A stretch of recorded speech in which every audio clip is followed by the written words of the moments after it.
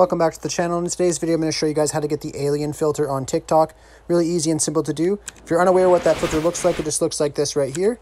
And how you get it is you just go over to your TikTok application, open that up, and then you want to go to the search bar, which is on your Discover tab, and just search alien filter, and then click search. Then you just want to go on videos and just click on one of the videos that is using the alien filter. So like this one right here. Then all you have to do to get the filter is above the person's username, you want to click on the little yellow link and then click add to favorites. And now this filter will be added into your favorites. I really hope I was able to help you guys out with getting this filter. If it was helpful, be sure to leave a like and subscribe for more tutorials. Thanks for watching.